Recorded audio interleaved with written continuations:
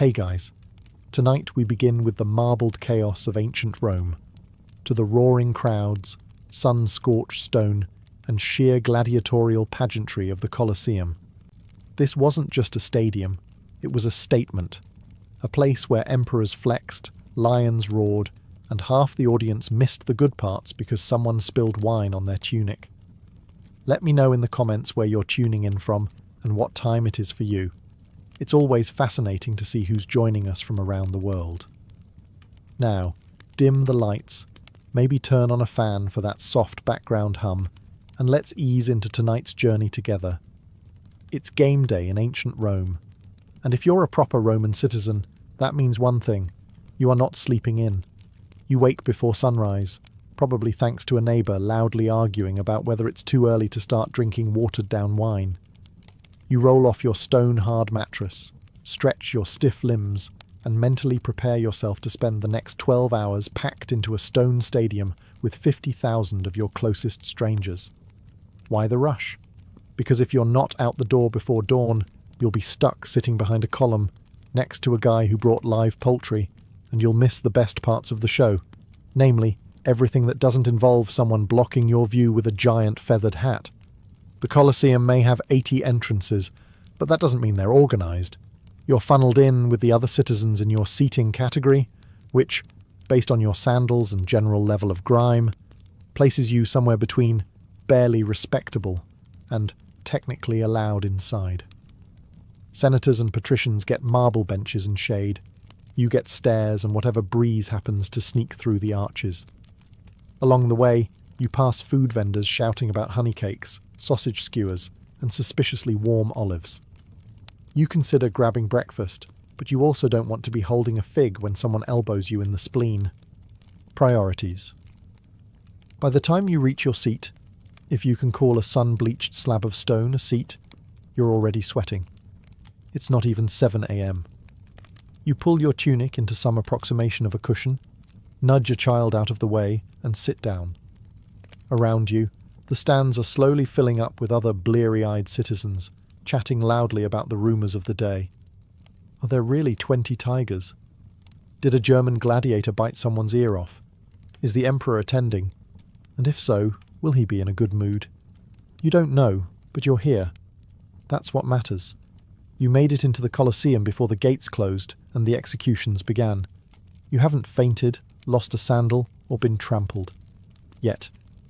By Roman standards, that's a perfect morning. As you finally get a moment to look around, the scale of the place hits you. The Colosseum is massive. Like, we could have built schools, but instead we did this, massive. Completed in 80 CE by Emperor Titus, the man who decided bread and circuses were a legitimate political strategy. The Colosseum wasn't just an amphitheatre. It was an architectural brag, a public relations stunt in stone. A way of saying, look at this empire, it's wide enough to import hippos for sport. At its peak, the Colosseum held somewhere between 50,000 to 80,000 people, depending on how loosely the fire marshal interpreted maximum capacity. It stood 150 feet high, had 4 levels of seating, and more entrances than a modern airport. It was so well designed that it could be filled in 15 minutes, or emptied in 10, if someone screamed fire or free wine. The exterior is clad in travertine limestone and decorated with grand arches, statues and columns. The kind of aesthetic overachievement you only get from an empire that's conquered everyone else's good ideas. Inside, it's a different story. You, the humble citizen, are sitting on bare stone under an open sky, while the senators below enjoy awnings, cushions, and a breeze generated by enslaved palm wavers. Above you is the velarium, a massive retractable awning operated by sailors, because apparently even the Navy was drafted into climate control. If it's a hot day, the velarium might be up. If not, you'll be squinting into the sun and slowly turning into a raisin. But the real marvel isn't the marble, it's the engineering beneath your feet. Beneath the arena floor lies a labyrinth of trapdoors, elevators, cages and pulleys. Animals, props, and sometimes very confused prisoners were launched into the arena like lethal surprises. One moment it's just sand. The next, It's 30 flaming chariots and an ostrich in a helmet. It's spectacle. It's strategy. It's an absolute flex. Rome didn't build the Colosseum to be practical. They built it to remind you, as you sweat in your fourth-tier seat, that the empire could kill you beautifully. Now that you're inside, sunburned, and emotionally prepared to sit for 8 hours, it's time to face the harshest truth of the Roman Colosseum. Your seat is a direct reflection of how little you matter. Seating wasn't general admission. It was an architectural caste system.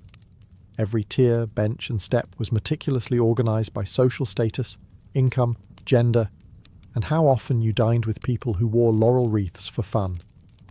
Let's start at the bottom, or rather, the best.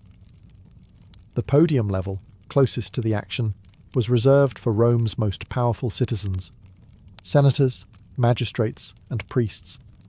They had padded benches, the shade of the Valerium, and the smug satisfaction of being able to see what was happening without squinting. Some even had their names carved into the marble. Permanent seating. Imagine being so important that your chair has tenure. Just above them were the equestrians, the Roman middle-upper class, or as we'd call them today, people with generational wealth and just enough modesty to pretend otherwise. Their seats weren't as plush, but they were still good enough to smell the lions. Then came the plebeians, Rome's working class. That's you. You're somewhere up in the 3rd or 4th tier, balancing on a sun-bleached slab of stone, shoulder to shoulder, with a man yelling about bread prices and a woman breastfeeding while arguing with a vendor over the price of boiled snails. If you were a woman, and not a Vestal virgin, you were even higher up. Women, slaves, foreigners, and other undesirables got the nosebleeds. The views were bad, the shade was non-existent, and the smell of 50,000 Romans having feelings in wool tunics drifted upwards like an olfactory punishment. There were no cushions, no backrests, no cup holders. If you needed to pee, good luck finding your way back. And if someone spilled wine on you from above, that was just part of the ambience. But you came anyway, because the Colosseum wasn't just about the games. It was about being seen, even if all anyone saw was the top of your sweaty head. Welcome to the cheap seats. No one here is important, but everyone is entertained. So you've made it to your seat, high up, hot, and surrounded by people who believe personal hygiene is more of a seasonal suggestion than a daily habit. As you prepare for the festivities, your stomach growls. You didn't bring anything. Rookie mistake. Luckily, you're not out of options. The Colosseum had its own version of stadium vendors, only instead of peanuts, get your peanuts. It's more like olives, slightly fermented and suspiciously warm olives. The ancient Romans loved to snack. You could buy honey cakes, sausages, dates, figs, and, if you were feeling adventurous, garum-drenched nuts. Garum, for the uninitiated, was Rome's favourite fish sauce. It smelled like something you'd find in the bottom of a boat after 3 days of bad decisions. Romans loved it. You'd love it too, if your only other condiment was crushed goat liver. Vendors wandered up and down the steps, shouting their wares over the roar of the crowd. The man behind you is loudly arguing with one over the price of vinegared wine. It's watered down, but still effective, particularly when you haven't eaten since yesterday and the midday sun is actively trying to kill you. Then there are the smells. Not just the food, though the blend of roasted meat and cheap perfume is doing its best to clog your sinuses, but also the crowd. The Colosseum, for all its glory, was a public bath's evil twin. No flowing water, no fresh air, just sun-baked humanity in tunics. To your left, a man fans himself with a scroll. To your right, someone brought a goat, not for food, for company. In front of you, a child is chewing something that used to be bread and now resembles stone. And somehow, above it all, floats the unmistakable scent of sweat, sand, and slowly wilting dignity. Still, there's an odd charm to it. The vendors are part of the theatre. They know when to quiet down, when to yell, and how to dodge a vomit stain on the stairs like seasoned professionals. You didn't come for the snacks. but now you can't imagine surviving without them, especially once the games start. You'll want something to chew on and emotionally process while watching a man try to fight a leopard with a fork. The games always started with a bang, or more accurately, a beheading. Before the gladiators took the stage, the Colosseum warmed up the crowd with a little morning bloodletting, courtesy of condemned criminals, war prisoners, and people who probably just annoyed the wrong senator. These weren't your standard boring executions either. No, this was Rome. This was entertainment.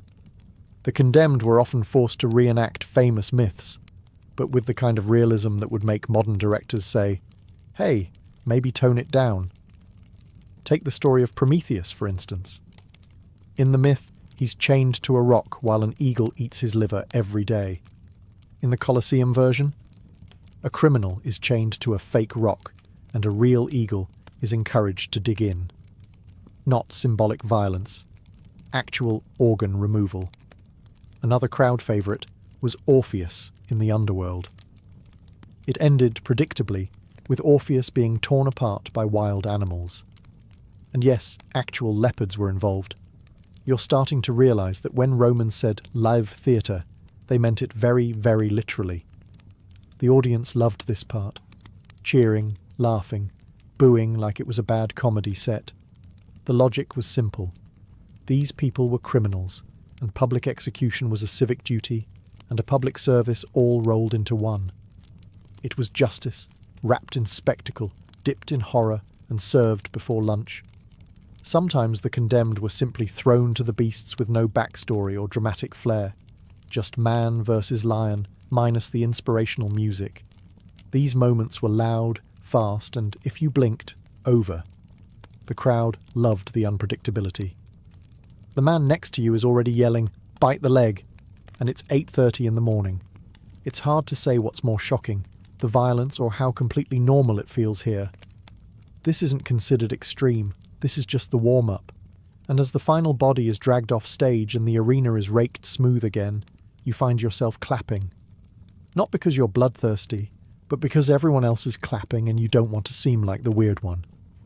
Congratulations. You're now emotionally invested, and the real show hasn't even started. After the criminals have been properly mythologized and dismembered, it's time for round 2 of the morning spectacle, the beast hunts, or venaciones, for those of you who like your Latin with a side of animal cruelty. Now, if you thought this part was going to be a calm interlude between gore and glory, think again. Rome didn't conquer half the world just to import silk and spices. No, they brought back everything with teeth. Lions from North Africa, elephants from India, bears from Gaul, ostriches from wherever ostriches came from before they regretted it. The arena floor transforms. Trees, fake rocks and scenery rise dramatically from hidden trapdoors, because why just butcher an animal when you can give it a theme? Then out comes the hunter, a venator. Not a gladiator, mind you. This guy has fewer muscles, more decorative feathers, and probably a deep sense of regret. His job is to show off, maybe fire an arrow or two, and dramatically dodge whatever angry carnivore bursts from the tunnel. Cue. A lion that hasn't eaten in 2 days. The crowd is thrilled. Bets are placed. Someone behind you is already shouting, 2 sesterces on the lion. And the woman next to him is trying to sell fig pastries shaped like leopards. Capitalism lives. Sometimes it's one-on-one, hunter versus beast. Other times it's mass chaos. A dozen panthers released at once while archers on platforms try not to shoot each other. On special occasions, elephants are brought in. You haven't truly experienced ancient Rome until you've seen an elephant stomp on a wooden replica of a barbarian village, while an official explains how this represents Rome's triumph over uncivilized lands. It's equal parts nationalistic pageant and animal-themed panic attack. And if you're wondering whether the animals ever won, yes. Yes, they did. Sometimes the hunters didn't walk out, and the crowd loved that too. There's something deeply Roman about cheering both the hunter and the thing trying to eat him. Eventually the beasts are killed, the scenery is cleared, and someone with a broom and a very high tolerance for trauma comes out to clean up what's left of the morning. You take a deep breath, because up next, actual humans fighting each other for your entertainment. The crowd hushes, trumpets blare. Somewhere, a nervous goat bleats. It's finally time for what everyone's been waiting for. The gladiators. Forget the criminals and the leopards. This is the main event. The part where trained professionals try to turn each other into decorative stains on sand. If the beast hunts were breakfast, this is the roasted meat platter of the day, served with a side of existential crisis. Gladiators weren't just fighters. They were celebrities. Think modern athletes, but with more scars and less dental coverage. Some were slaves, some were volunteers, some were nobles going through a phase. All of them knew how to make an entrance, and what an entrance it is. They emerge from the darkened tunnels like rock stars, or maybe like livestock who've learned choreography. Their armour gleams in the sun, helmets sparkle, swords are drawn, the crowd erupts, children scream, someone throws a garland. You're not even sure who these guys are, but you cheer anyway because peer pressure is eternal. The announcer, yes, there is one, calls out the names, origins and combat styles of each gladiator. A retiarius with a net and trident, a secutor with a smooth helmet and a short sword, a Mamillo with a fish-shaped crest that's not helping him win any fashion contests. Each pairing is carefully chosen for drama, big versus small, fast versus armoured, local hero versus imported lunatic. This is a blood sport with casting direction. Then the fight begins. It's not just wild swinging. There's strategy, rhythm, pauses, feints, parrying, sand, lots of sand. Some fights end quickly. One bad step, one good stab. Others drag on for minutes as the fighters circle each other like angry ballet dancers with iron shoes. The crowd lives for it, gasping, cheering, shouting unsolicited advice from the upper tiers. Go for the neck! Use the net! Stop tripping on your own shield, Gaius! You're on the edge of your very uncomfortable stone seat, because even from up here you can feel the tension. This isn't some abstract performance.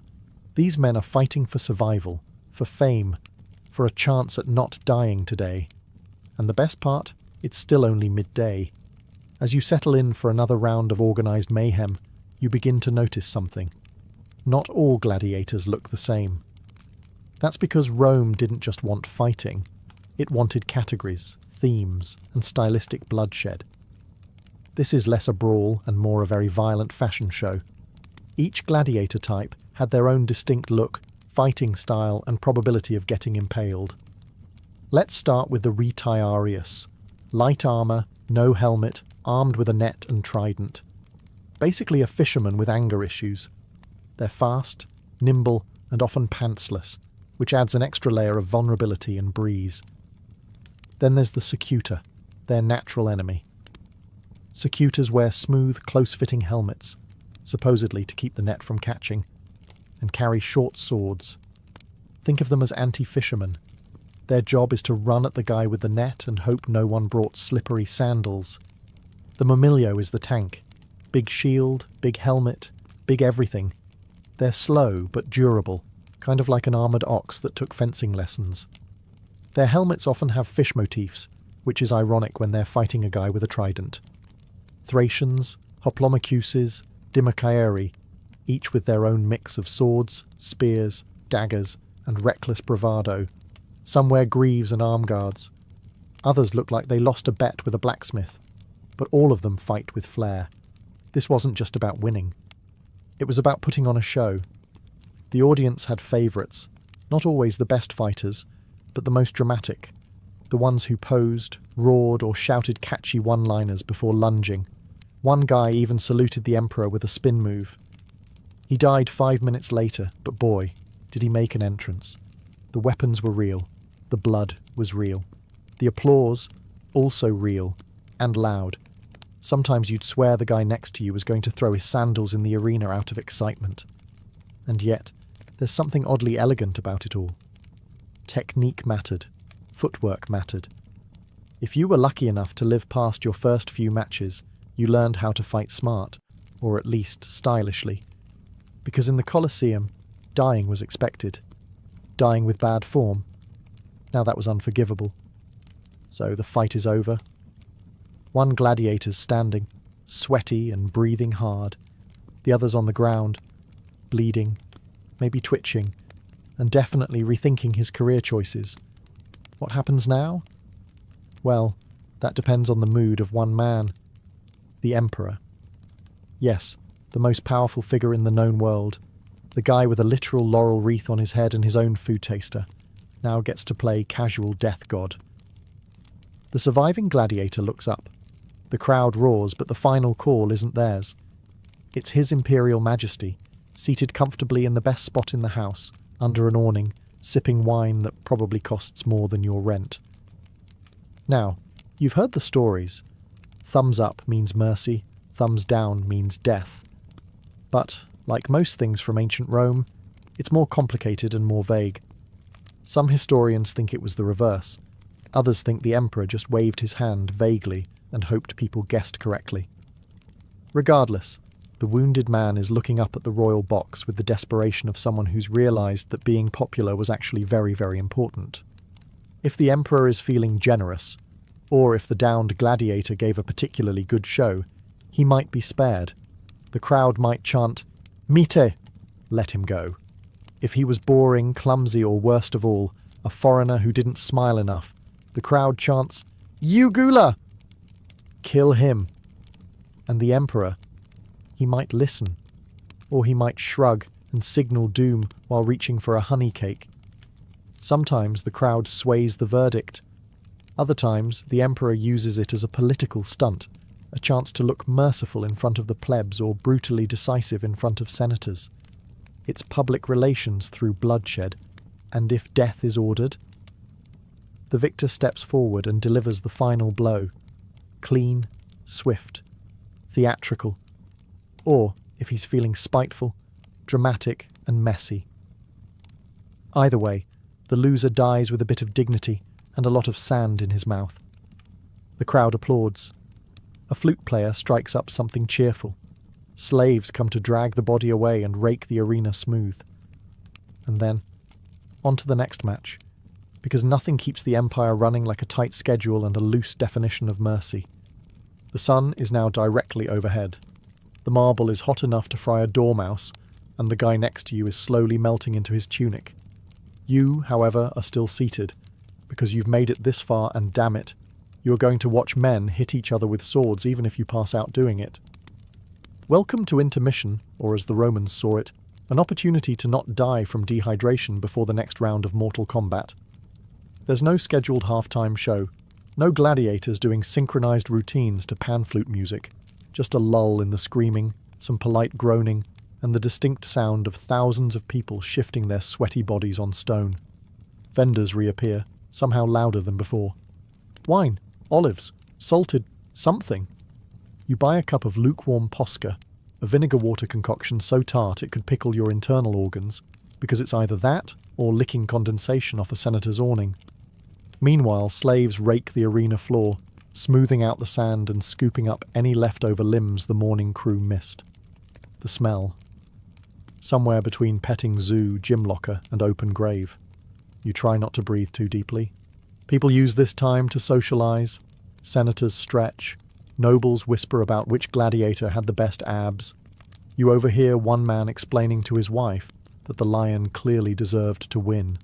She's nodding while fanning herself with a wax tablet. Up in the cheap seats, a man faints. No one moves. Not out of malice. It's just that everyone else is one faint away from joining him. If you're lucky, the Valerium, that massive canvas awning, is extended today.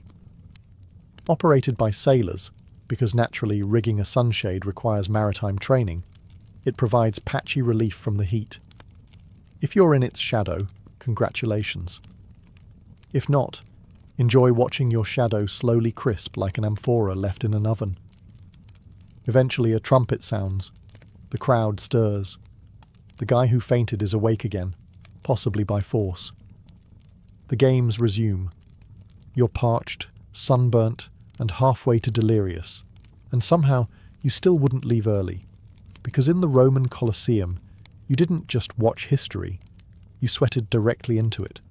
Just when you think you've seen everything, lions, leopards, blood-soaked gladiators, and a man fainting face first into a sausage tray, Rome hits you with something even more absurd. A naval battle. Yes, inside the Colosseum. No, you're not hallucinating. Though that vinegar wine is doing strange things. This wasn't every day, mind you.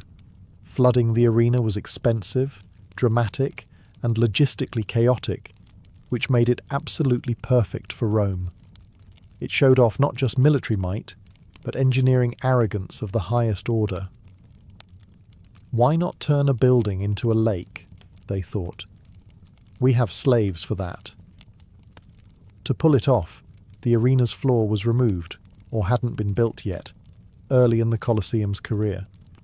Then a complex system of aqueducts and drains would flood the space with water. Real water, deep enough for small warships. You watch, astonished, as soldiers dressed like ancient Greeks row tiny triremes into the middle of what used to be the sandpit where you saw a bear disembowel a guy 40 minutes ago. The battles themselves? Less naval strategy, more chaotic splashing with costumes. Ships collided, men jumped from deck to deck, archers fired, sometimes boats caught fire, intentionally for flair. If you weren't impressed, you might be a corpse. Even the jaded senators raised an eyebrow when a miniature pirate ship exploded. Of course, the participants weren't career sailors. They were condemned men, often criminals, prisoners of war, or just people who fell behind on taxes at the wrong time. Their job was to die theatrically in a puddle that smelled vaguely of donkey sweat and fish sauce. Still, the crowd went wild. This was storytelling on steroids. Mythological reenactments, famous sea battles, all performed live, with props, special effects, and a suspiciously high casualty rate. Think historical reenactment meets live-action drowning. When it was all over, the water was drained. Quickly, somehow. Probably by people whose job titles were simply, "Don't ask." You sit in awe, wondering how you'll ever return to watching street musicians or mimes after this. You've just witnessed an indoor war at sea, and they're not even done. Because after naval combat, it's time for the grand finale. The sun begins to dip, the shadows stretch across the arena sand, and the scent of crushed olives, sweat, and existential dread lingers thick in the air. You've watched men fight beasts, boats sink in a surprise lake, and more blood than you expected to see in one sitting. Logically, this would be the time to go home, take a sponge bath, and question your life choices. But no, this is Rome. Which means it's time for the grand finale. A final, carefully choreographed orgy of violence and theatre designed to leave the crowd staggering home in either awe or nausea. Sometimes this meant massive group battles. Dozens of gladiators released at once, charging each other in carefully planned chaos. Shields clanged, swords flew, sand kicked up like someone dropped a bag of flour into a wind tunnel. It wasn't subtle, but then again, neither is anything Rome does. Other times they ended with a spectacle so outrageous it defied reason. Think, a gladiator team versus elephants wearing armour, or a duel staged to recreate a legendary myth where both men have rehearsed their deaths for weeks, and then one of them accidentally wins for real. This is where the showmanship peaks. Dying men still try to pose. Survivors scream to the heavens. The crowd, on their feet, a sea of tunics, fists, and enthusiastic moral flexibility. People chant for their favourites. Garlands are thrown. If a gladiator survives the day and has really impressed the crowd, he might even be awarded a wooden sword, the Rudes, and his freedom. It's rare, but when it happens, everyone cries. Even the wine vendors. The emperor stands, nods, waves, or does something appropriately majestic. Maybe he leaves early, bored. Maybe he makes a speech. Either way, the day ends not with a whimper, but with thunderous applause and the distant sound of someone vomiting from too much sun and garum. You, exhausted and deeply confused about your ethics, rise with the others. Your tunic is stained, your back is numb, and your mind is filled with scenes you'll never quite be able to explain at dinner. And yet, you'd absolutely come again tomorrow, because no one stages a blood-soaked standing ovation quite like Rome. The trumpets have faded, the last gladiator has limped off stage, possibly upright, possibly being carried like a tragic meat sack. The crowd begins to stir, stretch, and engage in that most timeless of Roman traditions, judging everyone else's opinions out loud. As you make your way toward the exit, or try to, it's basically a tunic-based traffic jam. The post-show buzz kicks in. Everyone suddenly becomes a gladiatorial expert, despite having spent most of the fight arguing with their cousin about fermented goat cheese. I told you the Thracian was going to win. No, the Secutor was robbed. Total sabotage. That elephant didn't even try. Clearly sick. Meanwhile, the vendors haven't missed a beat. They're still selling watered wine and mystery meats with the same enthusiasm they had 8 hours ago. Nothing pairs better with dramatic trauma than a warm skewer of questionable protein. The streets outside the Colosseum are a medieval music festival meets garbage fire. The city didn't really have a sanitation department, unless you count stray dogs and disgruntled slaves. Discarded laurel wreaths, broken amphorae, food wrappers made from leaves, all blending into what scholars would later call archaeological evidence. Children reenact their favourite kills with sticks and alarming accuracy. Drunken spectators stagger home, proudly retelling the time a lion made eye contact with them. Someone starts singing. No one knows the words. No one cares. If a gladiator survived the day and was particularly popular, his name will spread through the streets before sunset. He might even get a dinner invite from a senator, or, more importantly, a bath. People will write crude graffiti in his honour. Marcus, Slayer of 5, hot. If he died? Well, he might get a funeral. Maybe. Depends on the budget. And you? You're exhausted, covered in a thin layer of sand and regret, and your calves feel like they've been kicked by a centurion, but your heart is pounding, and your brain is still buzzing with every scream, cheer, and trumpet blast. The games are over, for today. But the stories, the arguments, the glory, those will echo through Rome until the next time the Colosseum gates creak open, which conveniently is probably next week. By now you may be wondering, just how much did all this cost? The animals, the armour, the scenery, the wine that tasted like regret. None of it came cheap. Welcome to the economics of Roman entertainment, a financial sinkhole so massive, it probably made accountants weep into their togas. Let's start with the Colosseum itself. Built under Emperor Vespasian and finished by his son Titus, this stone behemoth took over a decade, thousands of labourers, and an ungodly amount of concrete to complete. It could seat upwards of 50,000 people, none of whom paid for tickets. That's right. Entry was free, which is a lovely way to build goodwill and a terrible business model. So, how did they fund this blood-soaked variety show? Answer: conquest money. The Colosseum was famously financed by the spoils of the Jewish war, specifically the looting of Jerusalem, which means every trident and tuna-stuffed date was indirectly sponsored by imperial plunder. Think of it as Rome's version of a military-industrial complex, with more flaming leopards. And then there were the games. A single festival could last 100 days, featuring thousands of gladiators and animals. Feeding, housing, and transporting elephants from Carthage or hippos from the Nile wasn't exactly cheap. There's no economy class for rhinos, and they tend to destroy the luggage rack. Even the gladiators came at a cost. Training, armour, medical care. Yes, they had doctors, surprisingly good ones. And of course, burials for the less fortunate. All of it fell on the shoulders of emperors, magistrates, and wealthy sponsors, hoping to gain political points, or just avoid being the next contestant in the arena. Estimates suggest that some of the larger festivals could bankrupt a lesser noble. But hey, if it kept the mob happy, it was worth it. After all, a content citizen was less likely to riot, and more likely to chant your name while you handed out cheap wine. The phrase panem et circenses, bread and circuses, wasn't just philosophy, it was statecraft. Distract the people with carbs and carnage, and you could get away with just about anything. Except, of course, running out of money. That's when the trouble really started. So you've survived a full day in the Colosseum.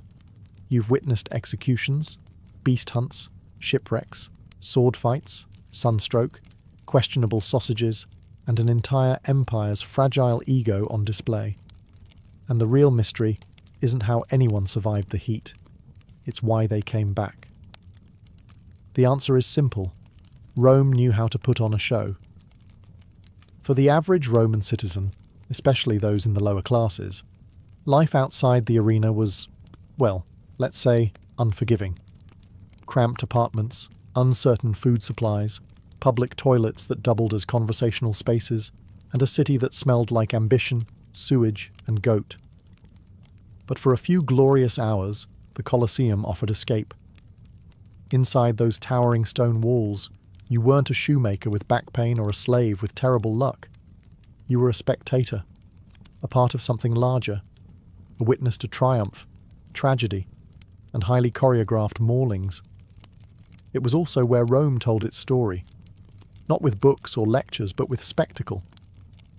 Each fight symbolized the strength of the empire, the order of Roman civilization triumphing over chaos, or at least some guy named Chaos getting decapitated. And let's be honest, humans have always had a complicated relationship with violence. The Colosseum just industrialized it. Where else could you eat a fig tart while watching a Macedonian duel a Gaul under flaming javelins? There was also social pressure. Everyone went. Senators, merchants, beggars, gossiping widows. To skip the games was to miss the thing everyone else would be talking about. You'd be the person at the dinner party going, "Wait, they had ostriches today?" And suddenly no one wants to sit next to you. And finally, let's not forget the simplest reason. It was free. You could complain about the noise, the blood, and the flaming boats, but your wallet remained blissfully untouched. Rome might be an empire built on conquest and taxes, but it knew how to buy loyalty with deadpan pageantry. So the people kept coming back. For the thrill, for the story, for the chance to forget, just for a moment, that outside the arena, they were at the mercy of senators and sewer rats. Inside, they were spectators, and in Rome, that was the closest most people ever got to power. Imagine a medieval town before the rise of guilds. The year is 1100. The air stinks of smoke, sweat, and horse dung. Narrow streets wind through cramped wooden houses, and behind every rickety stall someone is trying to sell you something. A shoe, a pot, a hunk of bread, all of wildly different quality. You need new boots. The first cobbler says he trained under a master in Paris. The second says he trained under the moon and stars. Their shoes look the same at a glance, but one falls apart in the rain, and the other gives you blisters so bad they'd get their own death certificate. This was the medieval economy before regulation, a chaotic buyer-beware world of guesswork and salesmanship. Artisans were mostly on their own. There were no standard training paths, no oversight, and no organisation protecting the interests of workers or customers. Anyone with tools and a prayer could claim to be a craftsman. Some of them were geniuses. Most of them were, let's say, experimental. If you were an apprentice, good luck.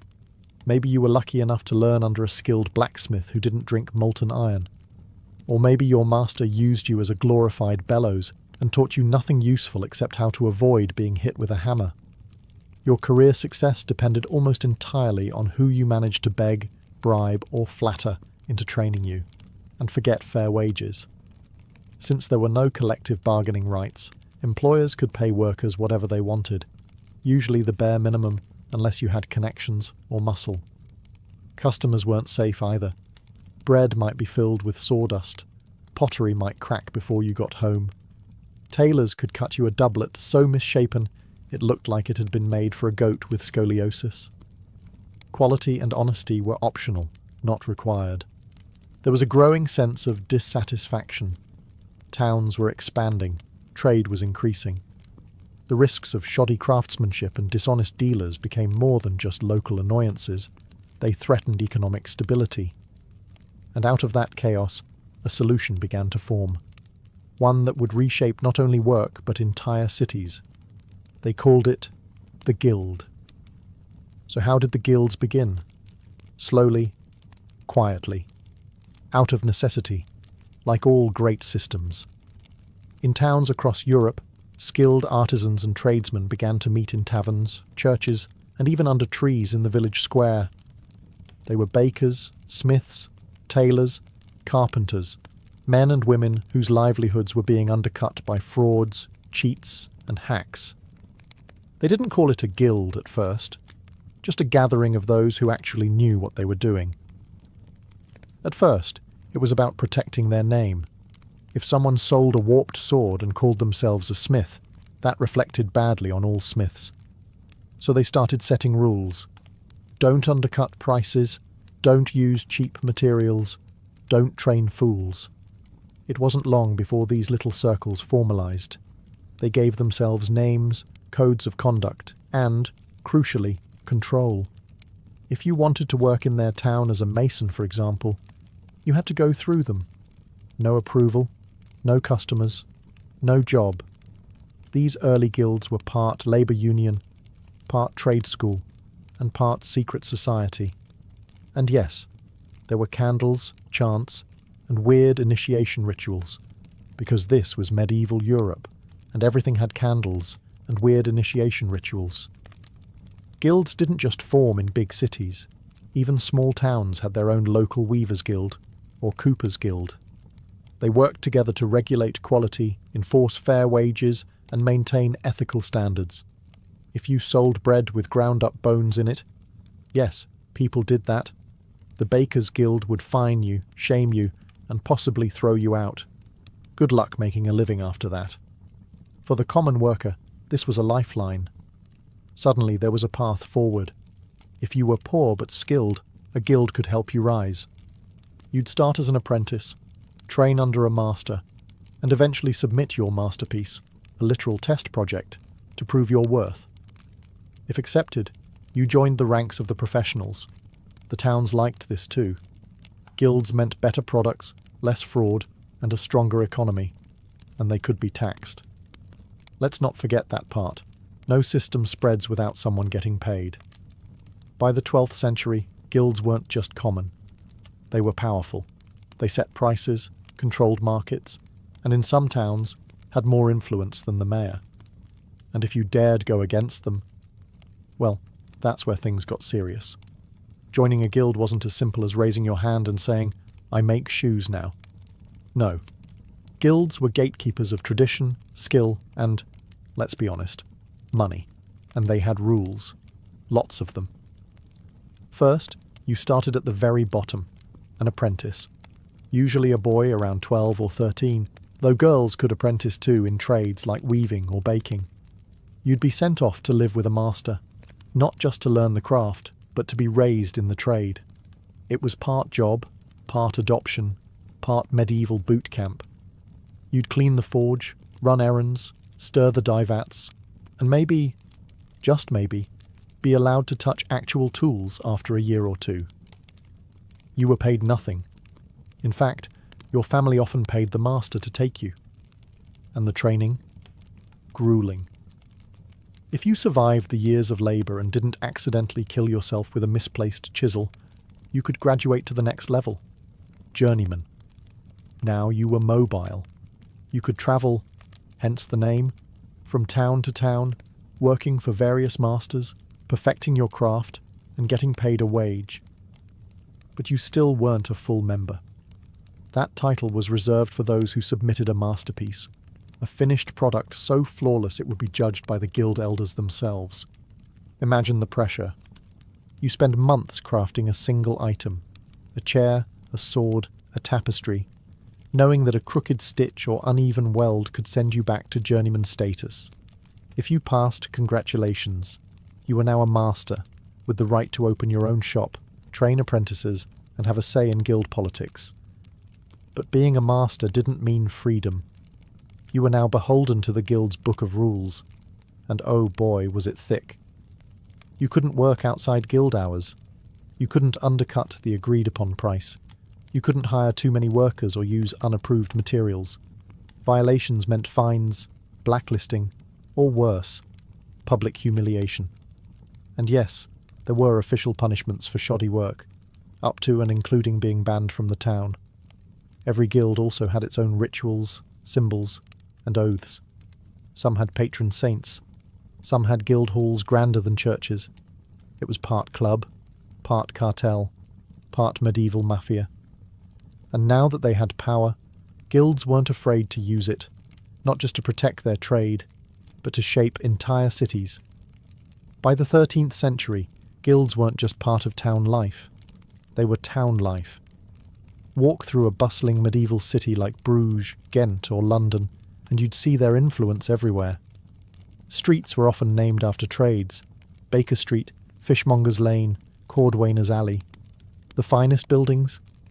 Not palaces, guild halls.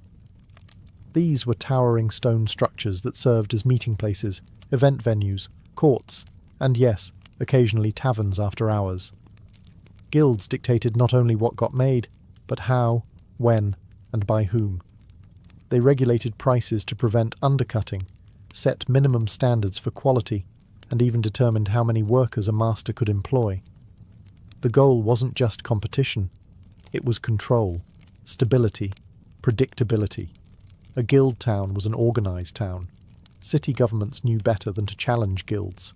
In fact, most mayors and councilmen were guild members themselves. You couldn't rise to power without guild backing. Elections? Those were often decided behind closed doors in guild halls, not in public squares. Some guilds even kept private armies of armed men to protect their members and negotiate with the authorities if taxes got too high. Guilds also acted as social safety nets. If you got sick or injured, your guild helped pay your bills. If your house burned down, they sent aid. If you died, they paid for your funeral and made sure your widow and kids didn't starve. In a world without insurance, social security, or labour laws, the guild was your lifeline. And let's not forget the guild festivals. Each trade had a patron saint. Bakers had Saint Honoré, blacksmiths had Saint Eligius, and everyone had a reason to throw a parade. These festivals featured processions, pageants, feasting, and generous quantities of whatever booze was appropriate for the trade. Sometimes they even had competitive games. Imagine a tug of war between butchers and tailors, and you'll get the vibe. Of course, guilds didn't always play nicely with each other. Tensions often flared between different trades, especially when overlapping duties created turf wars. Should a cobbler or a tanner be allowed to make riding boots? Should a carpenter be allowed to repair a ship? These disagreements could lead to lawsuits or fists. Still, guilds brought order to chaos. They turned towns into engines of commerce, skill, and civic pride. But as their influence grew, so did their arrogance and their enemies. For all their benefits, medieval guilds were not warm, inclusive havens of brotherhood. They were exclusive, elitist, and, once they got a taste of real power, deeply corrupt. Want to join a guild as a master? Good luck if you weren't the son of a master, or didn't have the right connections. The masterpiece you submitted? It didn't matter how flawless it was if the elders just didn't like your face, your family, or your newfangled ideas. In many towns, guilds turned into hereditary clubs, where bloodlines mattered more than skill. If you were an outsider, a newcomer to the town, an ethnic minority, or simply poor, the doors were closed, permanently. You could toil as a journeyman your entire life, and still never be allowed to set up your own shop. The guild would just keep raising the bar. This rug isn't symmetrical. This sword is too sharp. This loaf of bread doesn't have enough soul. They had 100 ways to say no. And if you tried to work without guild approval, they'd shut you down, literally. Guild enforcers, and yes, that was a real thing, would smash your goods, drive out your customers, or fine you into poverty. In extreme cases, rogue craftsmen could be publicly flogged, imprisoned, or exiled. The guilds called it protecting standards. Critics called it a monopoly. Guild masters also played dirty with politics. Many bribed officials to maintain their privileges, dodged taxes, or bullied rival guilds out of influence. Blacksmiths might sabotage carpenters, brewers might rat out bakers, and tailors might rig a vote to secure city contracts. These weren't just craftsmen. They were kingmakers. And then there were the women. In theory, some guilds allowed women, especially in textiles, brewing, and food preparation. But in practice, women were often relegated to the sidelines. Widows of masters could take over shops, but rarely gained full membership. Even when they ran successful businesses, guilds frequently ignored, excluded, or outright erased them from records. Power belonged to men, and even skilled women had to fight tooth and nail for recognition.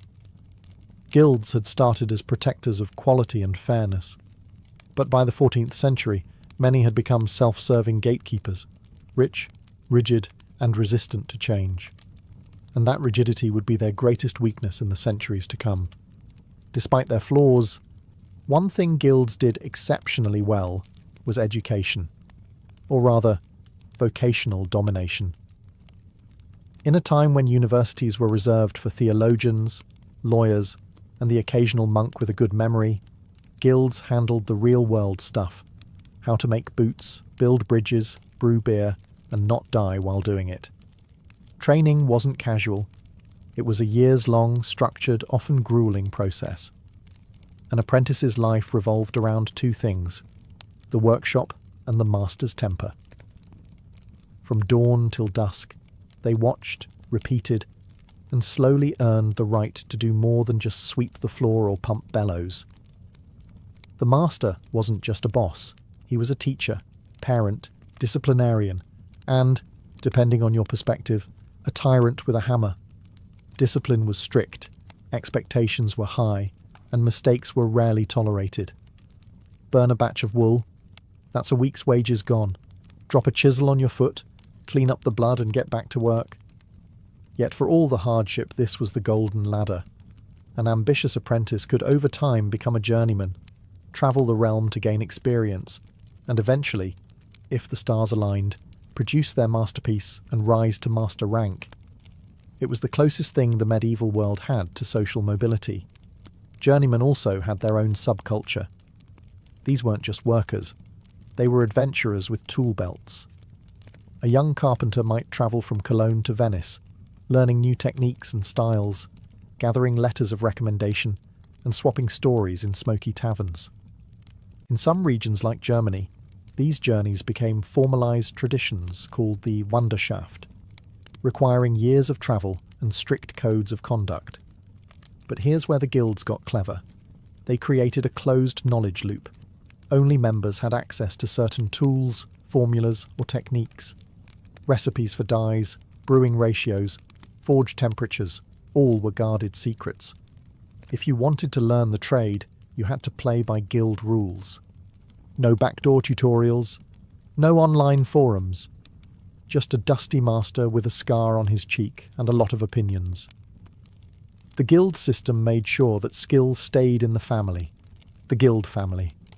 It created generations of competent, loyal craftsmen. But it also meant outsiders stayed outsiders. Still, for those lucky enough to get in, the guild was the ultimate school of hard knocks, with lifetime job security at the end of the tunnel. To truly understand the medieval guild, you have to stop thinking of it as just a labour union or economic machine. It was more than that. It was a culture, a way of life. If you were part of a guild, it didn't just affect your workday. It shaped how you saw yourself, how you worshipped, who you married, and how people judged your worth. Guilds had their own patron saints, coats of arms, ceremonial robes, flags, and even mascots. Bakers might wear white linen and march behind a golden loaf on a stick during parades. Butchers might carry cleavers wrapped in ribbons. These weren't just parades. They were public displays of pride, hierarchy, and wealth. You knew who the top masters were by their velvet cloaks and fur-lined collars. You also knew which guild was doing very well that year by the size of the ox they roasted in the square. Membership meant status. Even the lowest ranked journeyman in a respected guild could hold his head higher than an independent peasant with no protection. Masters were often among the richest men in town, and their daughters were considered prime marriage material.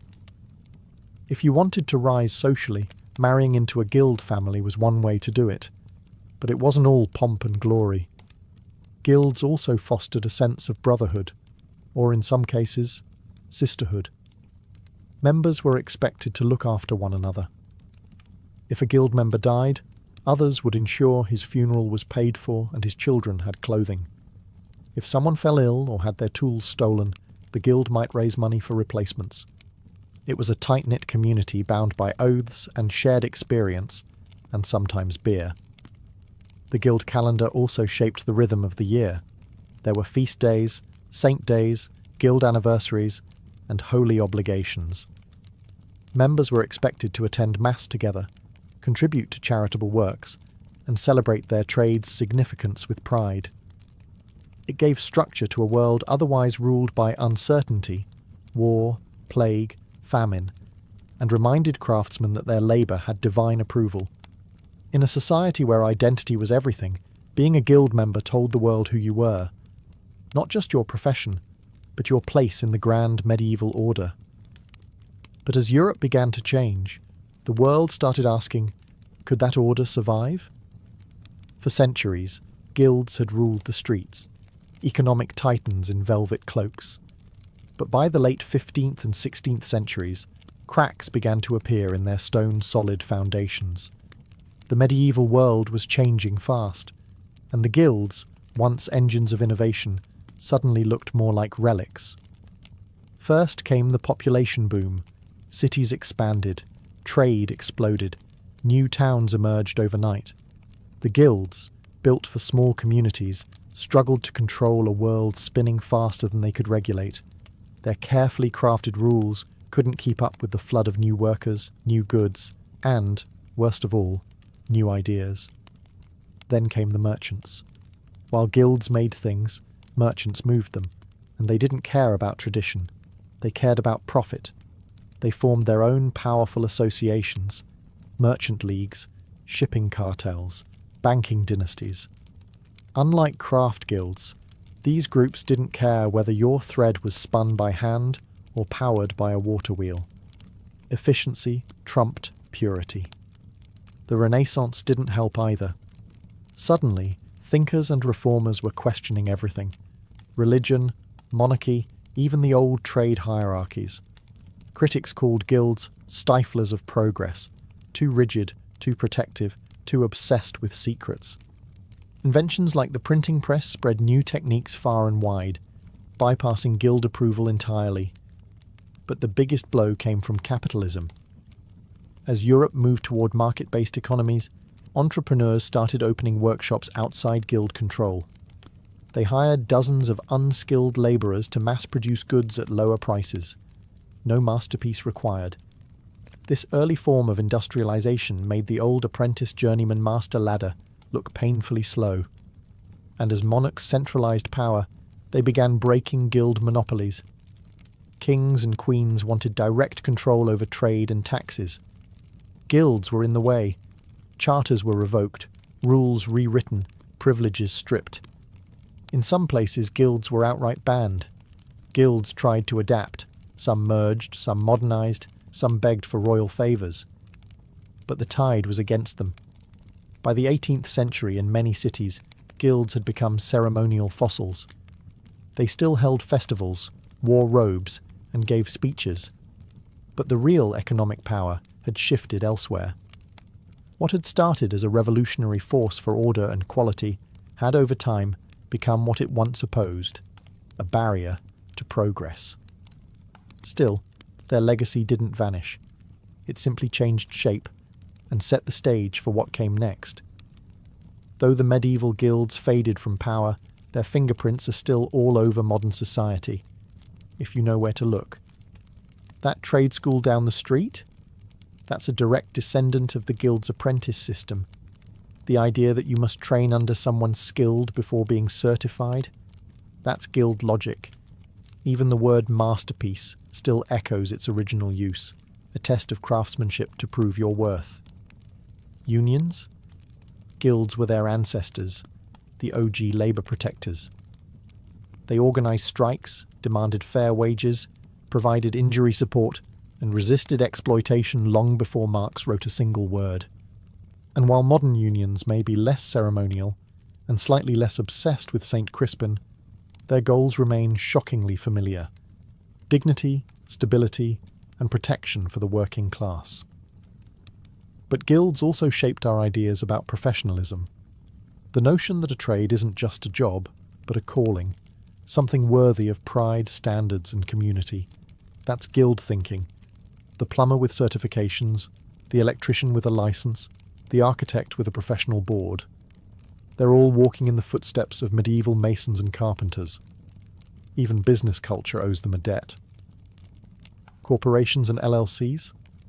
Medieval guilds had charters, regulations, membership tiers, and communal resources. Their meeting halls looked suspiciously like today's boardrooms, except with more candles and fewer spreadsheets. Guilds also left a deep cultural mark. Towns still celebrate them through street names, coats of arms, and historic festivals. Some modern livery companies in London, like the Worshipful Company of Goldsmiths, still operate today, holding on to ancient traditions in a world run by algorithms. And perhaps most importantly, guilds gave medieval workers identity. In a brutal world of warlords, famine, and plague, being a guild member meant you had a place. You mattered. You were part of something bigger than yourself. Of course, guilds weren't perfect. They hoarded power, excluded outsiders, and often stifled innovation. But in a chaotic, unregulated world, they carved out stability and structure where there had been none. They didn't just shape trades, they shaped towns, lives, and futures.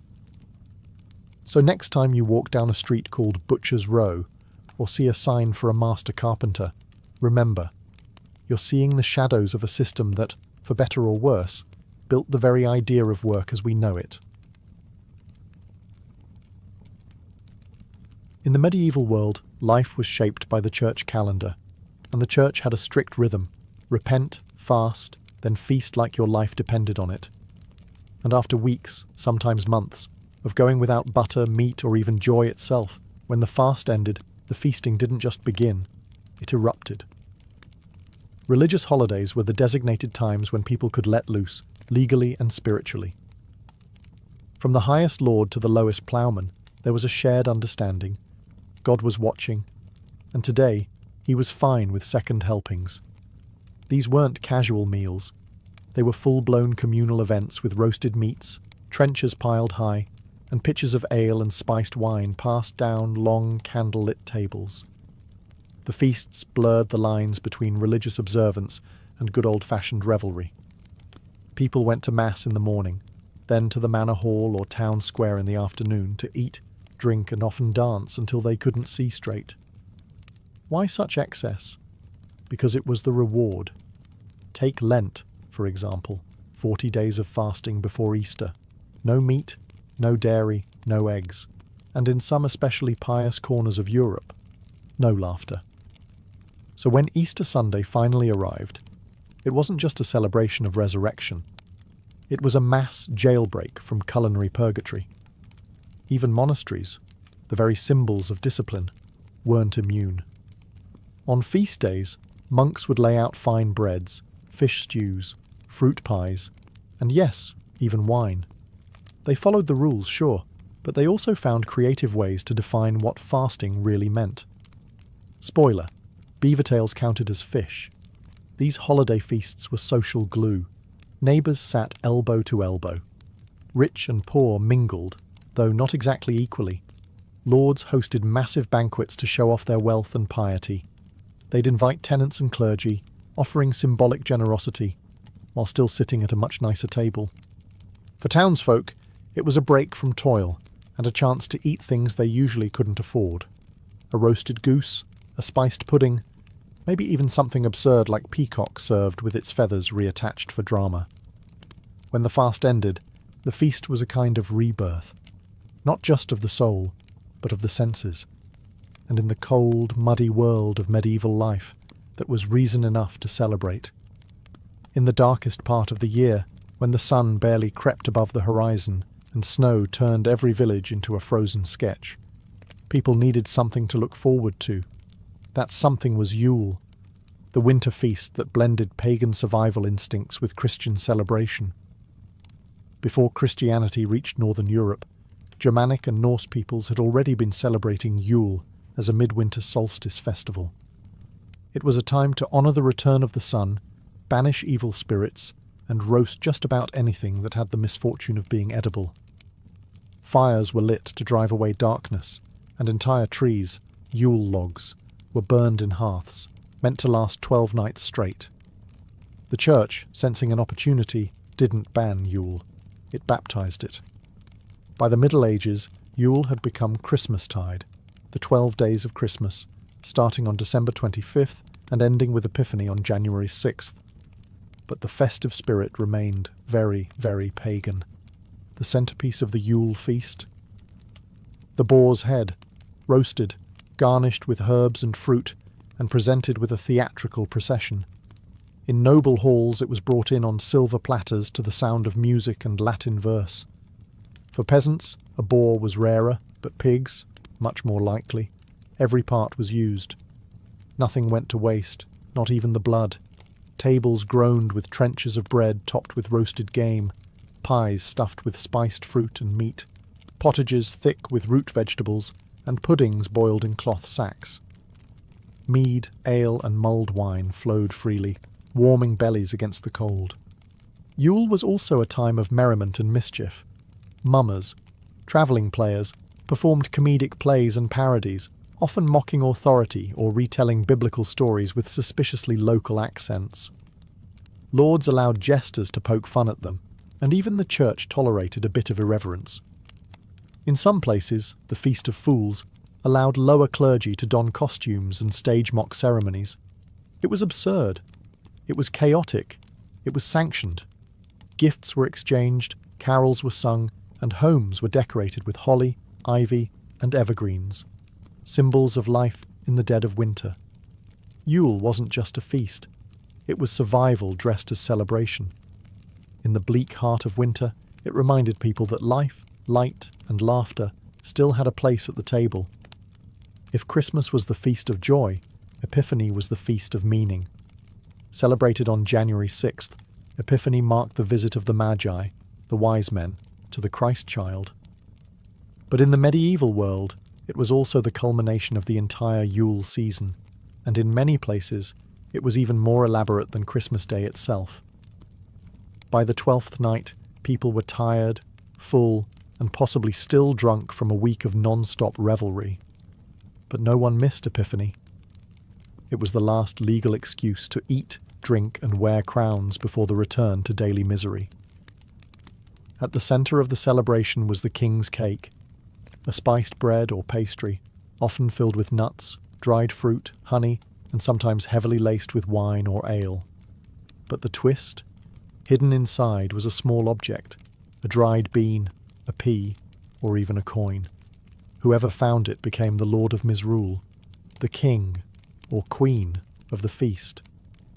Now, imagine a table full of tired nobles and villagers, chewing nervously, hoping not to break a tooth, but also secretly praying to find that hidden token. If you did, you wore a paper crown, drank more than anyone else, and gave outrageous commands for the rest of the day, which everyone was honour-bound to obey, at least until the ale ran out. The church tried to keep Epiphany solemn. After all, it was about divine revelation, Christ revealed to the Gentiles. But in practice, it was absurd, theatrical, and full of role reversals. Servants mocked their masters. Women gave orders to men. Monks impersonated bishops. In France and England, children were crowned boy bishops, who led processions and mock sermons. It was chaos, structured, holy chaos. Feasting was still very much involved. Tables were reset with the best of what remained: roasted meats, candied nuts, sweet custards, and mulled wines. In richer households, exotic spices like cinnamon, cloves, and saffron made appearances, signalling wealth and worldliness. Epiphany was a strange blend of solemnity and satire. A sacred day laced with sugar, sarcasm, and symbolism. It reminded medieval people that even in the most rigid social order, there was space, however briefly, for play, inversion, and mystery. After Epiphany, the long winter resumed. But for one last, glittering night, the world turned upside down, and everyone played along. If medieval feasts were fire, Lent was the ice bucket.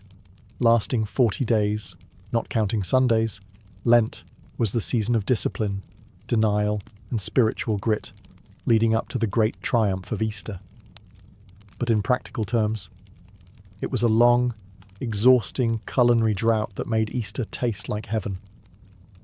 Lent officially began on Ash Wednesday, following the riotous indulgence of Shrovetide, a pre-fast spree where people cleared out their pantries in one last glorious binge of butter, eggs, and meat. It was the medieval version of eat everything before the diet starts. Pancakes, pastries, sausages, anything rich or fatty had to go. Then the fun stopped. During Lent, meat was strictly forbidden. Dairy, eggs, and even certain fats were also off limits, depending on the region and level of devotion. That meant no milk in your porridge, no cheese with your bread, no lard for your vegetables. It was a diet built around fish, legumes, onions, leeks, and penance. Monasteries had rule books to guide this austerity. Lay people followed the example, sort of. While some genuinely suffered through Lent with humility, others learned to improvise. In medieval France, beaver tails were classified as fish, and thus fair game for fasting. In some places, barnacle geese, mysterious birds that supposedly grew on driftwood, were also eaten, since they were considered half fish, half bird.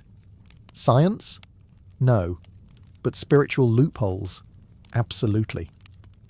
But for most people, Lent was hard. Especially the poor, who had no salted meat or luxury items to give up in the first place. They just got hungrier. Children grew listless, energy drained from fields and workshops, and the world seemed grey, physically and spiritually. And that's precisely why the Easter feast mattered so much. The more intense the fast, the more glorious the reward. Lent wasn't just a theological ritual. It was a psychological setup for the most joyous meal of the year. The deprivation carved out space for the celebration. By Holy Saturday, kitchens came alive. Ovens were stoked, butter churned, eggs, hoarded or newly laid, were whisked into custards. Lambs were prepared, sweetbread spiced, wine uncorked. The long hunger would end soon, and what followed wasn't just a feast. It was an explosion of colour, taste, music, and resurrection. After 40 days of grey skies, grey food, and grey moods, Easter arrived like a thunderclap of joy. It was the holiest feast of the Christian calendar, a celebration of Christ's resurrection, yes, but also a visceral explosion of colour, music, and culinary indulgence. This was not a simple meal. It was redemption on a plate. The feast began after the Easter Vigil, a long late-night church service on Holy Saturday.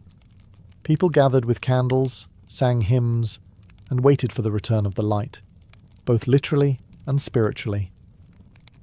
When the bells finally rang, and Christ is risen was proclaimed, the entire town seemed to exhale. At last, the fast was over. The feast could begin. And what a feast it was. Roast lamb was the centrepiece, both symbolic and delicious. It represented the Lamb of God, of course, but also the return of meat after 6 weeks of staring longingly at fish stew.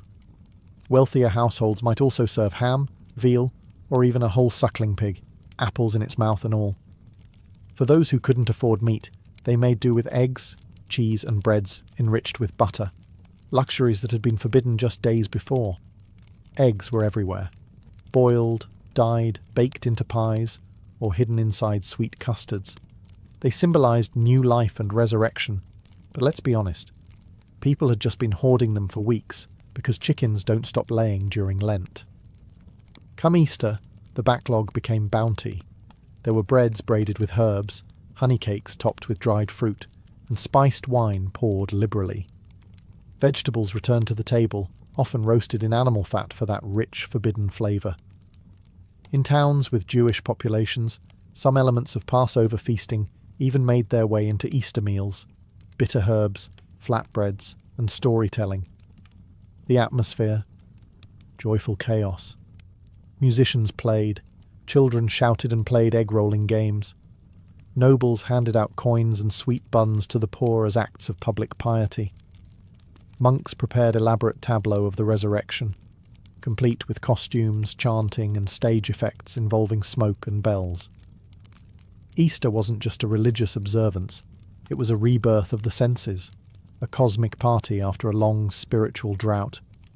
And in a medieval world full of war, plague, and hunger, that kind of joy was not just welcome, it was sacred.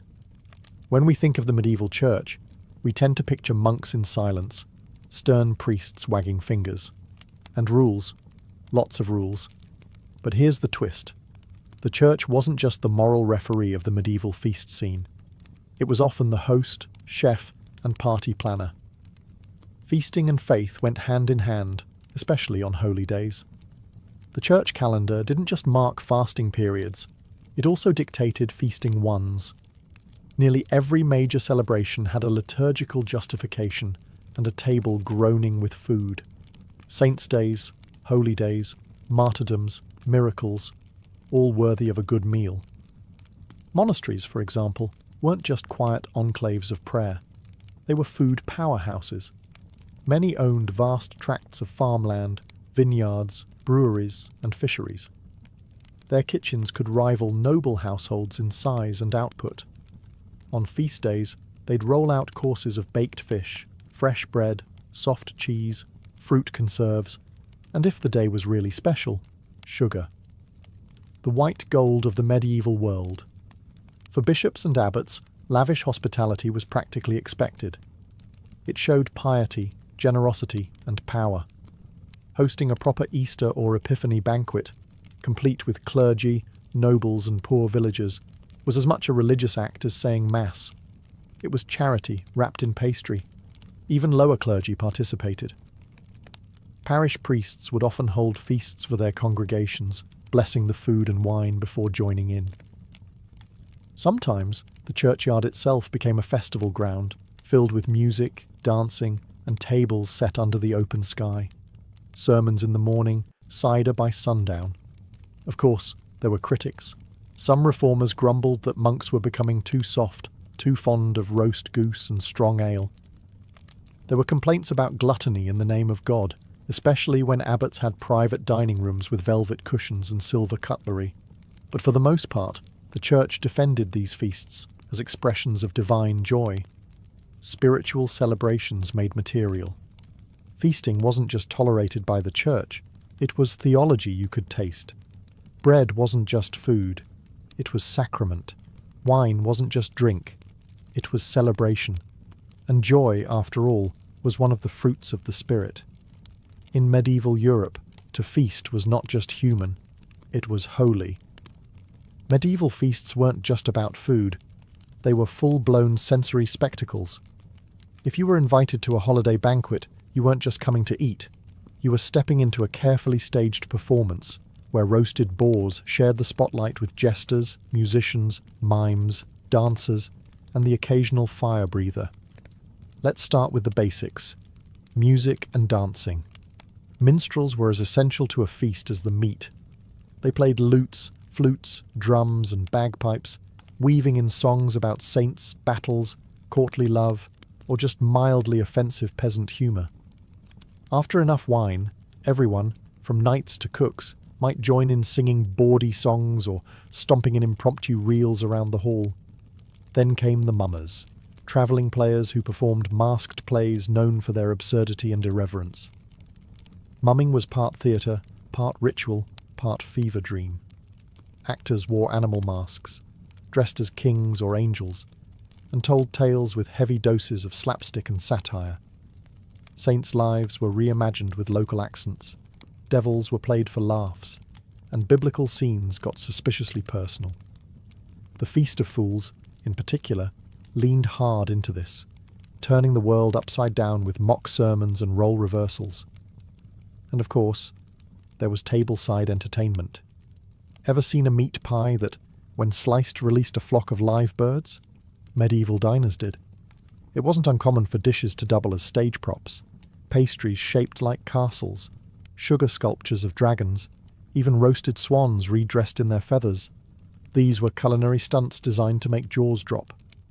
Rich lords might hire acrobats or animal trainers, even dwarfs or jesters, to perform tricks between courses. The point wasn't subtlety, it was spectacle.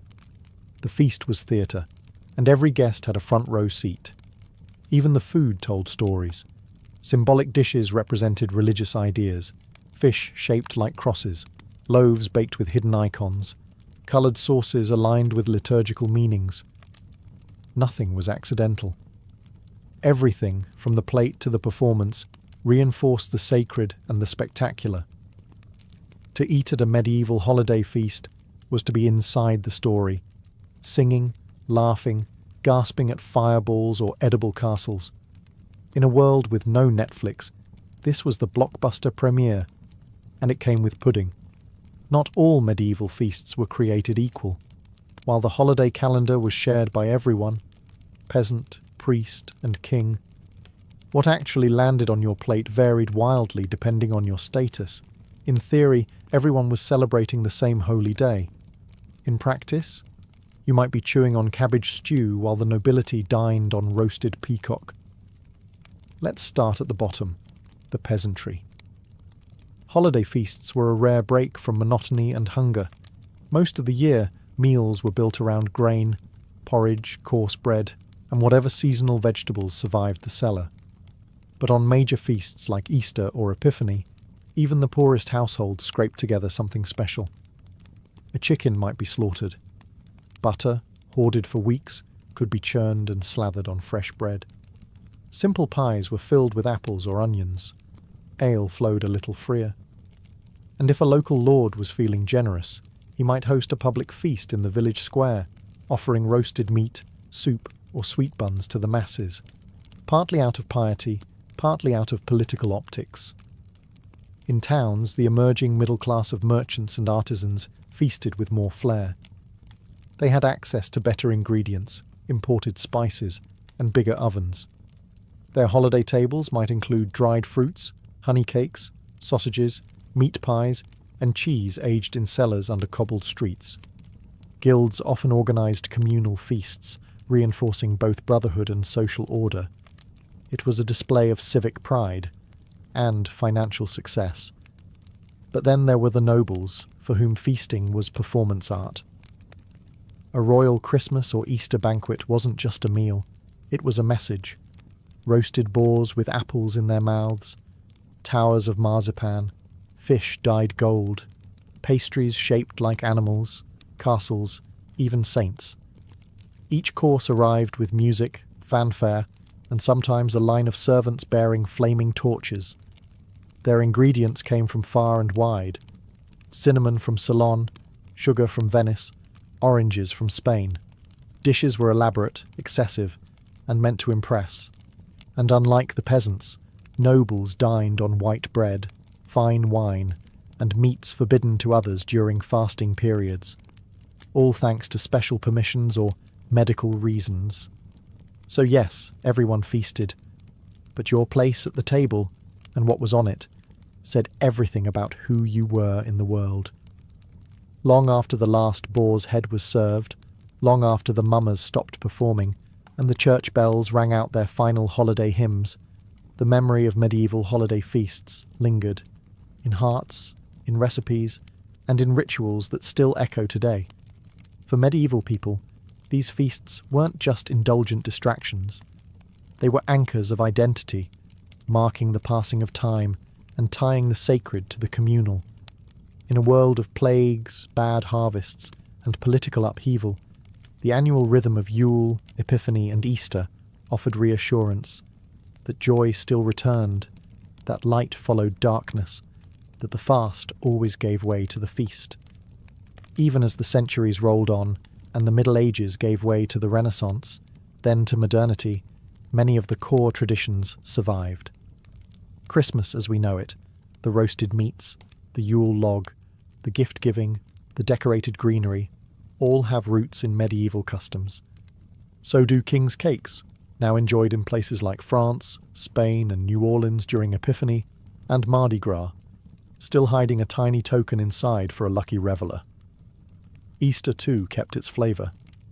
Eggs, once symbols of resurrection and rationed treasure, remain centerpieces. Easter lamb, whether real or symbolic in chocolate form, continues to grace modern tables.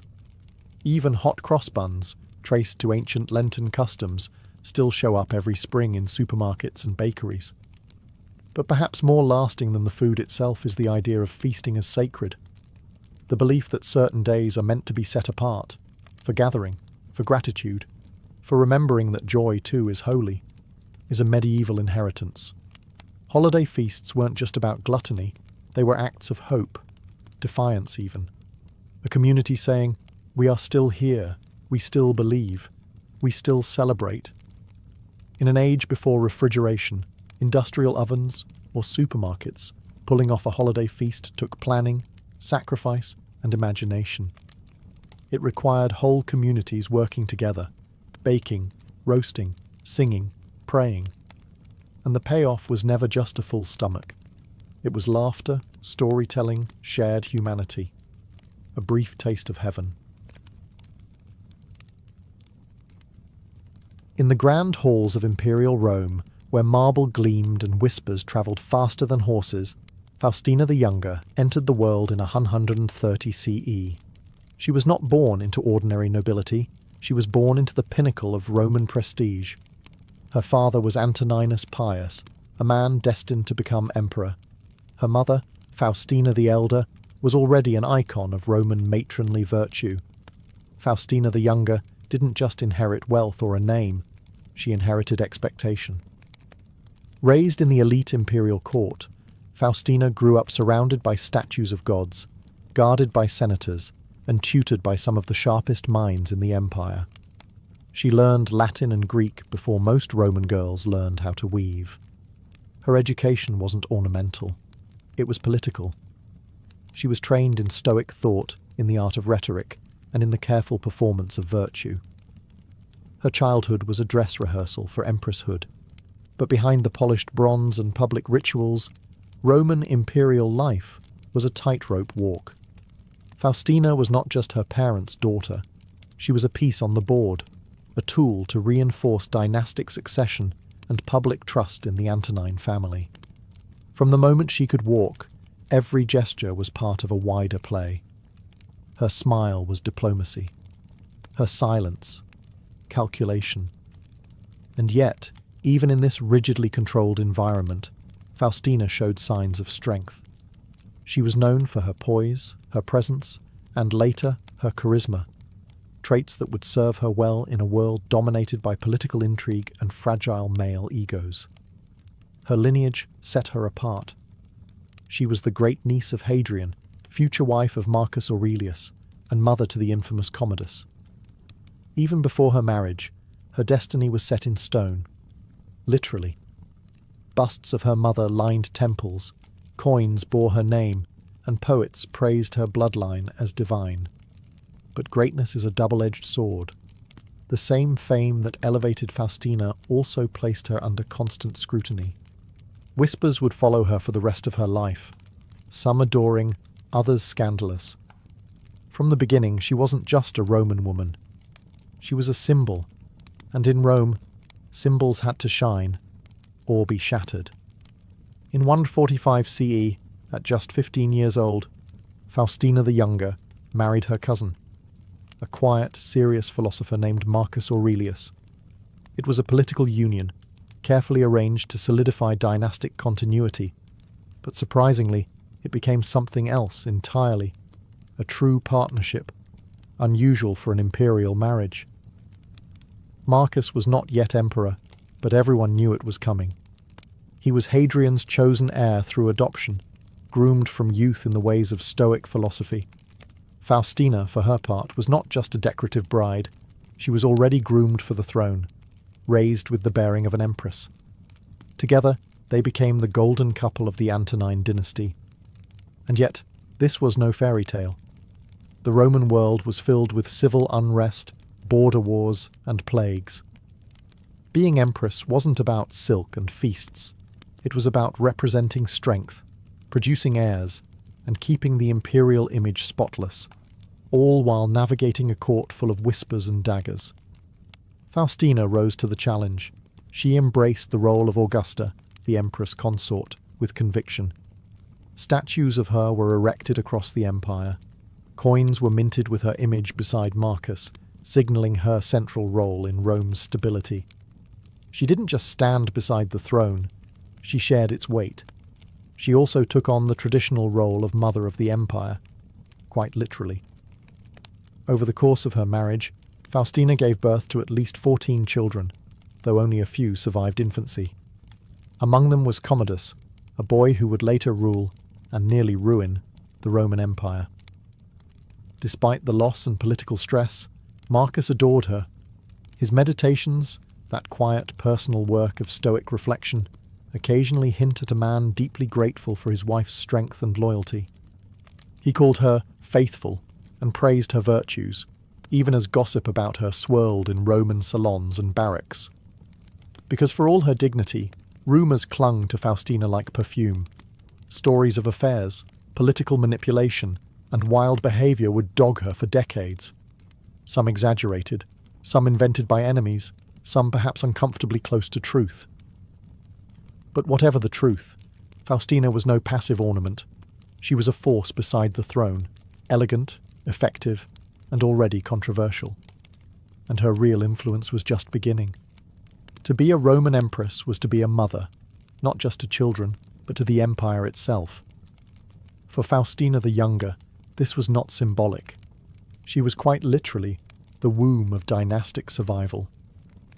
Over the course of her marriage to Marcus Aurelius, Faustina gave birth to an astounding 14 children. It was both a political necessity and a personal ordeal. Every successful birth meant another potential heir, another safeguard for Rome's future. But the grim reality of Roman medicine meant that most of her children died young. Only a handful survived to adulthood. Each loss was a private grief, made public through shrines, mourning rituals, and silent imperial processions.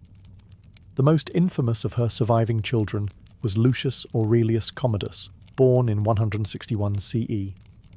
He would later become emperor, and, as many historians argue, one of the worst in Roman history. But as a child, he was Rome's hope. Faustina poured herself into shaping him, overseeing his upbringing in the imperial household, where education was administered by philosophers and slaves alike. Yet Faustina was more than just a mother in the biological sense.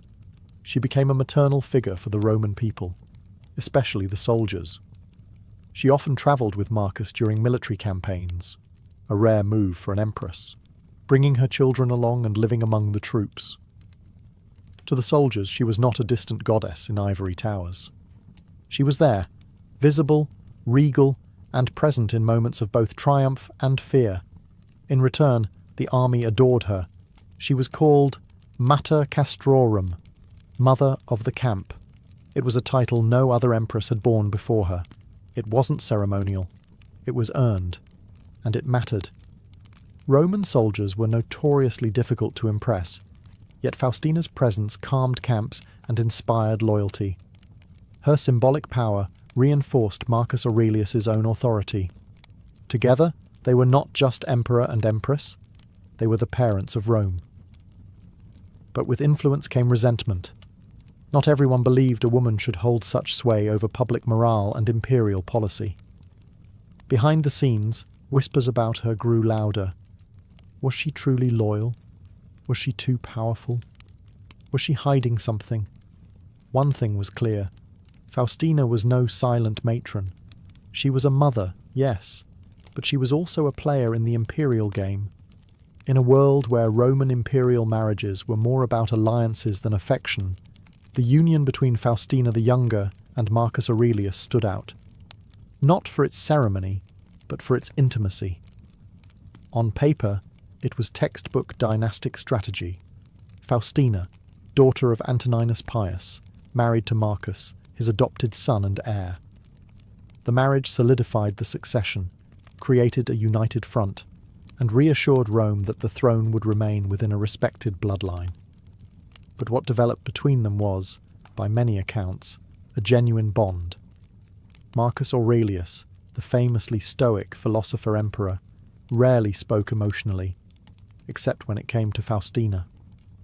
In his Meditations, a deeply private text never meant for publication, he wrote of her as his most faithful and beloved wife. In a world of arranged unions and interchangeable empresses, that line spoke volumes. Their partnership was political, yes, but also collaborative. Faustina travelled with Marcus on campaign. She supported his decisions, even in the brutal chaos of frontier warfare. In return, Marcus honoured her publicly. He granted her unprecedented titles, minted coins bearing her face, and involved her in key ceremonial roles. She wasn't just an accessory to power, she was half of the equation. And yet, the Roman public was divided. To the military, she was a beloved presence. To the Senate and aristocracy, she was a more complicated figure. Rumours trailed her like perfume. Some claimed she had lovers among the gladiators. Others whispered of political manipulation, emotional instability, even conspiracy. There was no concrete proof, only shadows and hearsay. But the Roman elite was never one to let facts get in the way of a juicy scandal. What's remarkable is that Marcus never wavered. While other emperors might have exiled or quietly replaced a troublesome wife, Marcus remained loyal. Either he didn't believe the rumours, or he didn't care.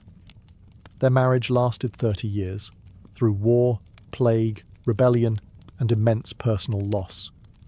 And while historians still debate whether the loyalty was mutual, the emperor's devotion was undeniable. In the end, theirs was a marriage everyone watched, half scandal, half legend, entirely unforgettable. But as the empire descended into chaos, even the strongest unions would face breaking points. For all her titles, triumphs, and imperial honours, Faustina the Younger was never free from the long shadow of scandal. From the palaces of Rome to the far-flung provinces, her name stirred admiration, suspicion, and sometimes thinly veiled disgust. The Roman elite whispered that Faustina was unfaithful, impulsive, and dangerously ambitious. The most infamous rumour? That her son, Commodus, was not the child of Marcus Aurelius, but the product of an affair with a gladiator. It was a story fit for the amphitheatre, the empress, descending from her marble pedestal to consort with the bloodied champions of the arena. Scandalous? Absolutely. True? Almost certainly not. Yet the story persisted, not because of evidence, but because it fit the narrative the Senate wanted to believe. They despised Commodus and needed someone to blame for his erratic, cruel reign. Faustina, already dead when Commodus took power, made a convenient scapegoat. There were other stories too, tales of political scheming, of manipulating Marcus behind the scenes, of playing favourites at court. Critics painted her as a Roman Helen of Troy, a woman whose beauty and influence could sway the empire's fate. And like most powerful women in ancient history, that mix of visibility and authority became a magnet for slander. It didn't help that Faustina often travelled with the military, a realm traditionally reserved for men. Her presence in the camps, while celebrated by the soldiers, was seen by some senators as improper. What kind of empress sleeps under canvas, dines with centurions, whispers orders outside the forum? Even her charity work, her sponsorship of orphanages and support for the poor, was twisted into political theatre by her detractors. Was she truly generous, they asked, or simply buying love to offset her personal reputation? Through all of it, Marcus Aurelius never flinched. He continued to refer to her as loyal, honoured her with statues, and praised her memory after her death. Either he was blind to her faults, or he knew the rumours were just that, rumours. In truth, the scandal says more about Rome than about Faustina. A powerful woman who defied quiet expectations was bound to attract enemies. And Faustina, for better or worse, never played small. It was highly unusual, almost unthinkable, for a Roman empress to follow the legions into battle. But Faustina the Younger did exactly that. In 161 CE, Marcus Aurelius inherited an empire in crisis. From the Parthian frontier in the east to the unruly Danube in the north, Rome's borders were aflame. Civil unrest, disease, and foreign invasions turned what might have been a philosopher's reign into a soldier's grind. And through it all, Faustina travelled with him. She didn't just make ceremonial appearances. Faustina lived among the troops, enduring the same cold, mud, and tension as any officer. She visited camps, oversaw supply distributions, and tended to the morale of soldiers. To the men, she wasn't just a distant goddess on coins. She was there, in person, bearing the hardships of war with imperial grace. It was during these campaigns, especially along the Danube during the Marcomannic Wars, that Faustina earned her most famous title, Mater Castrorum, or Mother of the Camp. It was more than a flattering nickname. It was a formal recognition of her presence, leadership, and connection with the legions. This was revolutionary. No previous empress had ever received such a title. It cemented her role not just as Marcus's wife, but as an emblem of unity for the soldiers. While emperors ruled by command, Faustina ruled by presence, and the loyalty she inspired in the military made her all the more threatening to her critics in Rome. The optics were powerful. An empress in armour-trimmed robes, standing beside the philosopher king in war councils, sharing meals with officers, praying at local altars for victory. She blurred the lines between ceremonial and strategic, and the empire took notice. Of course, traditionalists were horrified. The Senate, steeped in patriarchal values, muttered that her influence was unnatural. A woman in the barracks? They scoffed. But for the common soldier, and for many in the provinces, she became a symbol of hope. An empress who did not retreat into marble halls, but stood with Rome on the frontier. Faustina's time on campaign wasn't a footnote. It was a defining chapter in her legacy. While others judged from afar, she walked among soldiers, not afraid to share the mud, the blood, and the burden of empire. In 175 CE, Faustina the Younger died suddenly in the remote town of Halala, in the mountains of Cappadocia, far from Rome and far from peace. She had followed Marcus Aurelius deep into the empire's turbulent eastern frontier, once again travelling with the military during a time of chaos. She was only around 45 years old. Her death came shortly after a major crisis, the rebellion of Avidius Cassius, a Roman general who falsely declared himself emperor under the mistaken belief that Marcus had died. The coup failed, but it shook the empire, and it may have broken Faustina's spirit. Some sources even suggest she had backed Cassius in secret, though this was likely a slander invented by her enemies after the fact. Whatever the truth, her death devastated Marcus. He was far from stoic in mourning. His grief was public, lavish, and immediate. Marcus ordered the Senate to deify her, and they complied. Faustina the Younger became a goddess. Her name joined the ranks of the divine, alongside emperors and empresses before her. She was no longer just Augusta, she was Diva Faustina. And with deification came monuments. The town of Halala, where she died, was renamed Faustinopolis in her honour. Temples were erected, statues sculpted, and coins minted bearing her divine image, now wreathed in stars. In Rome, the temple of Faustina and Marcus Aurelius rose, anchoring her memory to the forum itself. More than just ritual, her deification was a political act. It reminded the empire of her virtues, sanitized her reputation, and reinforced the legitimacy of Marcus and their son, Commodus. A divine mother meant a divinely appointed heir, even if that heir would turn out to be deeply flawed. Interestingly, her apotheosis did not erase the rumours. Whispered tales of betrayal, ambition, and scandal still clung to her legacy. But as with all Roman deities, worship didn't require moral perfection, only symbolism and memory. In death, Faustina became eternal, not just in the temples, but in the Roman imagination. She had lived in shadow and light, loved fiercely, ruled boldly, and died far from home. And Rome, for all its suspicion, couldn't help but build her a pedestal that reached the heavens. When Marcus Aurelius died in 180 CE, he left the Roman Empire in the hands of a young man who would become one of its most infamous rulers, Lucius Aurelius Commodus, the son of Faustina the Younger. For a brief moment, it seemed like the dynasty Faustina had helped build would endure. Commodus was the first emperor in nearly a century to be born into power, not adopted into it. His succession marked a turning point, and a gamble. But within a few short years it became clear. Commodus was no Marcus Aurelius. His reign was marked by paranoia, cruelty, self-indulgence, and spectacle. He fancied himself Hercules reborn, fought in the gladiatorial arena, renamed Rome after himself, and left the administration to a rotating cast of sycophants and assassins. And inevitably, the question arose: was Faustina to blame?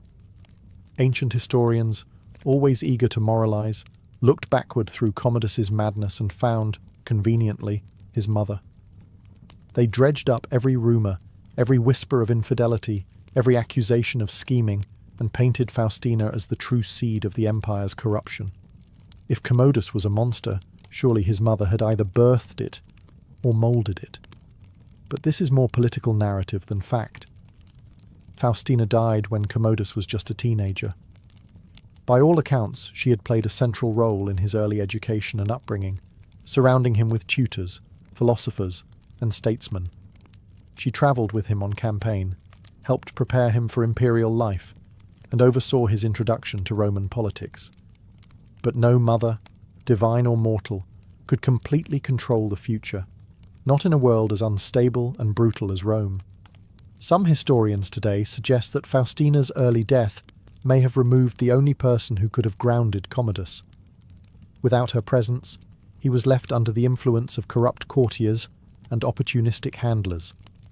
Marcus, exhausted and grieving, may have failed to recognize how far his son was drifting. Still, her legacy was now tied to Commodus's shadow. Her deification remained untouched, but her memory became complicated.